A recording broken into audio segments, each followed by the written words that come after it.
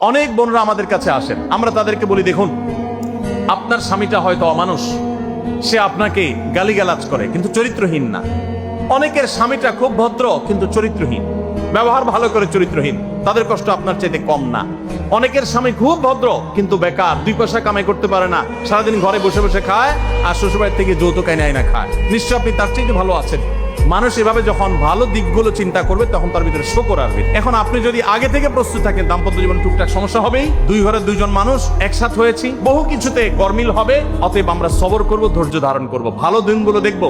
নবী সাল্লাল্লাহু আলাইহি সাল্লাম বলেছেন, তুমি তোমার স্ত্রীর কোনো কিছু দেখে যদি রাগান্বিত হও, তুমি তোমার স্বামীর কিছু দেখে যদি মেজাজ গরম হয়, তো মনে রাখবা তার অনেক গুণ আছে যেটা দেখলে তোমার ভালো লাগা কাজ করবে। কারণ একটা মানুষ এমন নাই পৃথিবীতে যার সব গুণ খারাপ, একটা গুণও ভালো নাই। একজন আস্ত ডাকাতও যদি হয়, আস্ত পাপিষ্ট মানুষও যদি হয়, খারাপ মানুষও যদি হয়, তার ভিতরও কোনো না কোনো ভালো গুণ অবশ্যই আছে। তোমার স্ত্রী, তোমার স্বামীর মধ্যে কোনো না কোনো ভালো গুণ আছে, তুমি সেই গুণটা খুঁজে বের করো এবং সেটাকে কল্পনা করো, তাহলে তোমার মধ্যে তৃপ্তি আসবে, সমৃদ্ধি আসবে, ভালো লাগা কাজ করবে। এজন্য ভাইরা, দাম্পত্য জীবনের সুখ শান্তির জন্য সবর এবং শকর। শকর হলো যে যা পেয়েছি আলহামদুলিল্লাহ, এর চাইতে যদি খারাপ কিছু হতো, এর চাইতে যদি মন্দ কিছু হতো, সুখ শান্তির জন্য তৃতীয় করণীয় হলো সবর এবং শকরের চর্চা করো। আল্লাহ আমাদের সবাইকে তৌফিক দান করুন।